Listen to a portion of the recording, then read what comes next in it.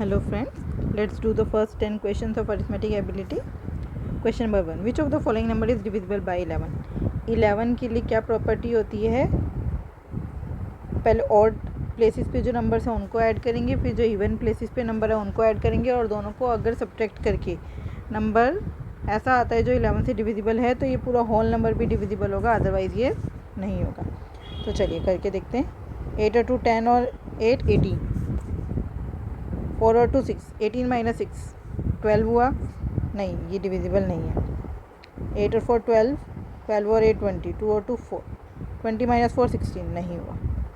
8 2 10. 10 4 14. 14 minus 10 4 हुआ. 2 2 4. 4 और 8 12. 8 और 4 12. माइनस करके आया 0. 0 is divisible by 11. So 28248 is divisible by 11. Question number 2. If 3x plus 5y, if 3x is equals to 5y, then x plus y और x minus y की identity हमें निकालनी है. 3x is equals to 5y, तो x by y कितना हो गया? 5/3. y इधर आ गया, क्रॉस मल्टीप्लाई कर दिया, 3 इधर डिवाइड में आ गया. अब हमसे बोला है x plus Y, x minus Y. x plus Y मतलब 5 प्लस 3, 5 माइनस 3.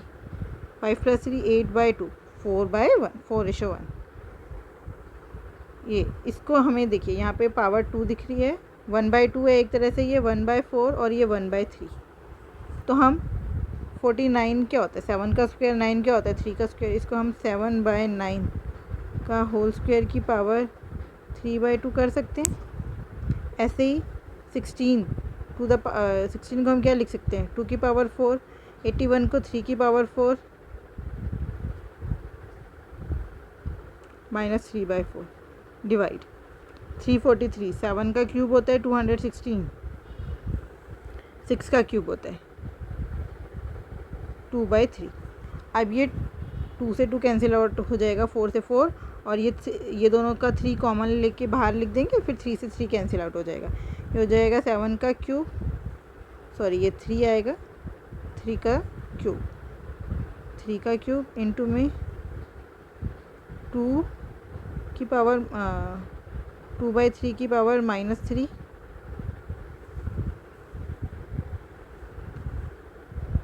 डिवाइड में 7 की 3, 7 की 2 और 6 की भी 2. 3 से 3 कैंसिल हो चुका है. अब हम इसको चेंज कर देते हैं. देखिए पावर माइनस है ना, माइनस को प्लस में करने के लिए इसको अपोजिट करना पड़ेगा, उल्टा करना पड़ेगा. 7 की 3 अपॉन में 3 की 3 इंटू में 3 की 3, 2 की 3. अब डिवाइड को मल्टीप्लाई में चेंज करने के लिए इसको उल्टा कर देंगे. 6 को मैं 6 की पावर 2 अपॉन में 7 की पावर 2. देखिए 3 की 3 से 3 की 3 कैंसिल आउट हो गया. 6 की पावर 2 की जगह मैं इसको 2 की पावर 2 और 3 की पावर 2 लिख दूँ, क्योंकि हमारे पास 2 और 3 में ही है. ये 7 की 3 है, ये 7 की 2 है. जब डिवाइड में होते तो पावर्स क्या हो जाती हैं? -3 -2. ऐसे ही इंटू में 3 की पावर 2 और ये 2 की पावर 3, 2 की पावर 2, तो नीचे आएगा 2 की पावर 3 - 2. आंसर क्या आया? 7 की 3 - 2 मतलब 7, 3 3 9, 7 9 63 बाय 2 की पावर 1 मतलब 2, 63/2. देखिए ये मैंने तो आपको पूरा करके दिखाया है, इसलिए इतना लंबा हो गया. लेकिन अगर आप एग्ज़ाम में इसको करेंगे तो आप इतना सब कुछ थोड़ा ना लिखेंगे. आपको थोड़ा ना किसी को समझाना है, हमें तो कुछ किसी को नहीं समझाना, तो आप फटाफट लिखेंगे इसको. आपको पता है 2 से 2 कैंसिल हो जाएगा. 7 की 3, 3 की 3 इंटू में माइनस दिख रहा है, उल्टा कर देंगे, और ये है 3/2 की 3. फिर इसको डिवाइड में मल्टीप्लाई में चेंज करने के लिए उल्टा करेंगे. 216 6 का क्यूब था, और ये 3 तो कैंसिल आउट हो चुका है. ये 6 का स्क्वायर और 7 का स्क्वायर. 3 की 3 से 3 की 3 कैंसिल, बचा 7. 3 - 2 1. 6 की 2 का आप लिख दो इज इक्वल्स टू 2 की 2 इंटू 3 की 2. तो ये बचा इंटू में 9, ये बचा 2 की पावर 3 - 2 मतलब 1. सिर्फ इतने से में आपका क्वेश्चन हो जाएगा. वो तो समझाने के लिए हमें इतना कुछ लिखना पड़ा था. Right 0.0065 as percentage. परसेंटेज का क्या मतलब है? इसको 100% से मल्टीप्लाई कर देंगे. 625 इंटू में 100%। जब 100 से मल्टीप्लाई कर रही हूँ तो ये पॉइंट 2 प्लेसेस पहले आ जाएगा, यहाँ से उठ के ये पॉइंट यहाँ आ जाएगा। आंसर आया 0.625।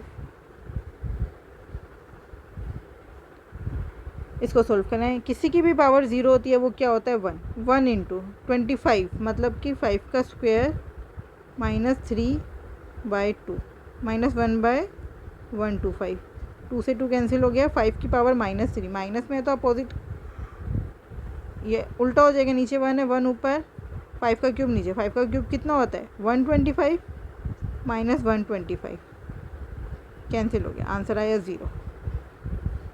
Question number 6, 9x + 7y upon में 9x - 7y is equals to 19 upon में 13। Then x ratio y is, हमने एक समझ ये x ratio y is equals to a ratio b है अगर, तो by applying componendo and dividendo. By applying componendo and dividendo, componendo and dividendo क्या होता है देखिए, x बाय y हुआ ना ये,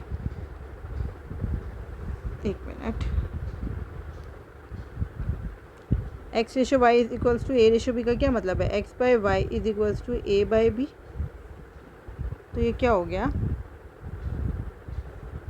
x माइनस वाई, ऊपर प्लस वाई नीचे minus y is equals to a plus b minus b। Componendo and dividendo का मतलब होता है ये, अगर ये दो रेशो सेम है तो न्यूमरेटर में डिनोमिनेटर ऐड करेंगे और एक बार सब्ट्रैक्ट करेंगे तो भी हमारा रेशो सेम ही रहेगा।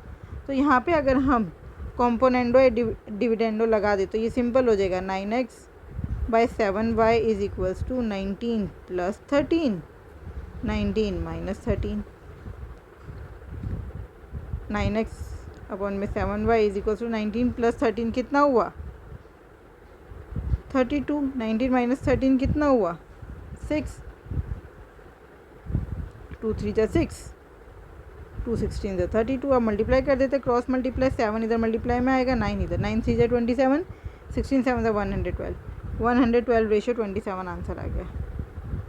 Question number 7, Rajan hikes up a hill at 5 km/h and comes down at 7 km/h। देखिए ये कोई भी एक हिल है, कोई भी एक पहाड़ी थी, इस पे ऊपर भी गया है राजन, नीचे भी आया है, तो क्या हम ये कह सकते हैं डिस्टेंस सेम है। Distance is same if the total time taken for the total journey 6 hours। Total time जो है वो 6 घंटे हैं। Then the distance between the hill top and the foot hill is, let distance हमने ले लिया d। Time क्या होता है, डिस्टेंस अपॉन में स्पीड, तो d/5 + d/7। जाने में इतना टाइम लगा, आने में इतना, is equals to 6 hours। LCM लिया, 7 5 जा 35, 7d + 5d is equals to 6, 12d is equals to 6, और यहाँ पे 35 भी, 6 1 जा 6, 6 2 जा 12, d आ गया 35/2 मतलब 17.5 kilometre. Question number 8, the largest 4-digit number which leaves remainder 13 when divided by 5 7 and 11 is.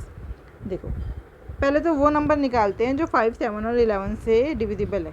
5 7 और 11 में कुछ भी कॉमन नहीं है, ये तीनों प्राइम नंबर हैं, तो इन तीनों का एलसीएम आ गया 5 × 7 35, 35 × 11 5 3 8 385।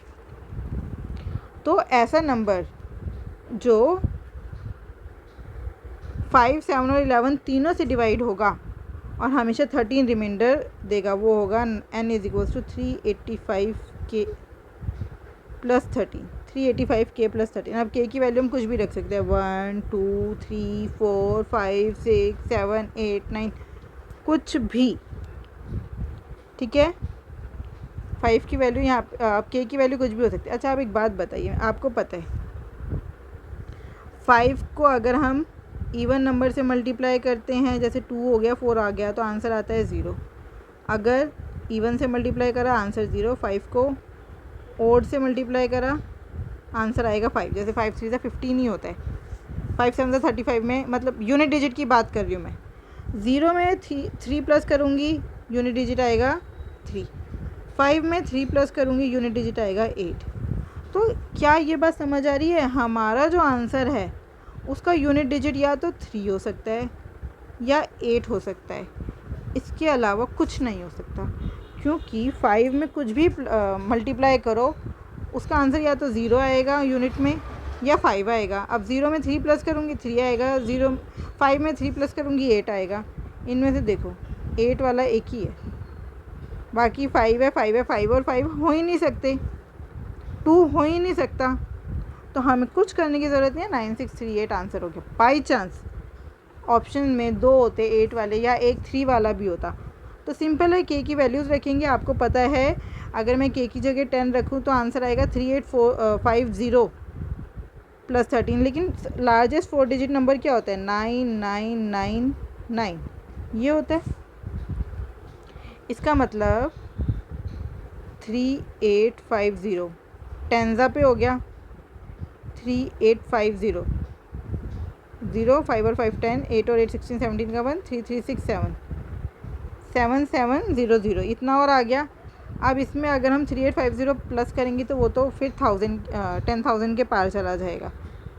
तो यहाँ पे आप इसका आधा और प्लस करके देख लो, 3850 का आधा कितना हुआ?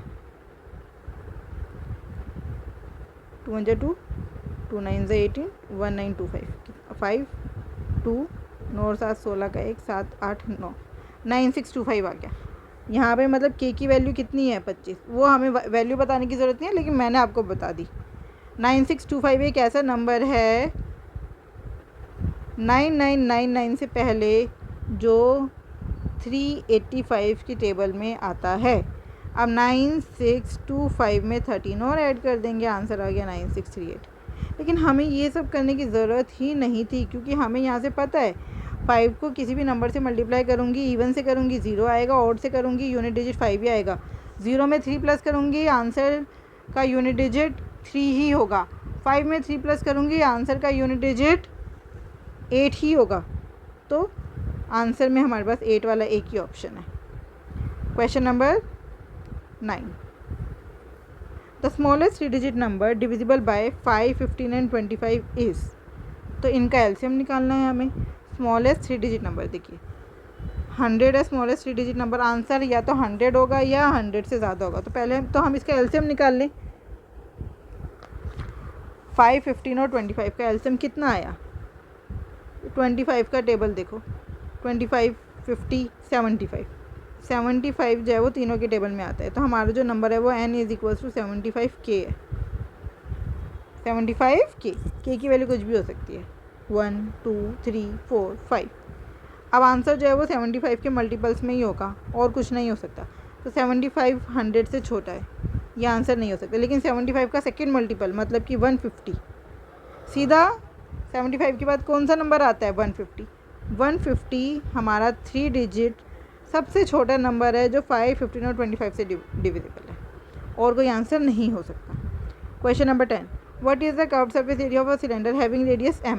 रेडियस m है और हाइट n है। कर्व्ड सरफेस एरिया क्या होता है? 2πr/h। अच्छा, कर्व्ड सरफेस होता क्या है? ये सिलेंडर है,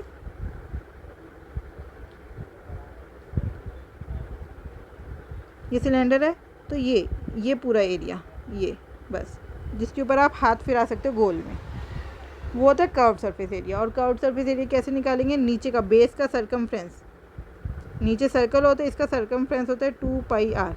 इस सर्कमफ्रेंस को हाइट से मल्टीप्लाई कर देंगे, तो कर्व्ड सरफेस एरिया यही होता है, बेस एरिया इनटू में हाइट। बेस एरिया कितना है? 2πr, और हाइट आ गई हमारे पास h। अब 2πr कितना है? m, h कितना है? n, तो 2πmn, यही आंसर है। और एरिया की बात हो रही है तो स्क्वायर आएगा, square units. Keep practising, thank you.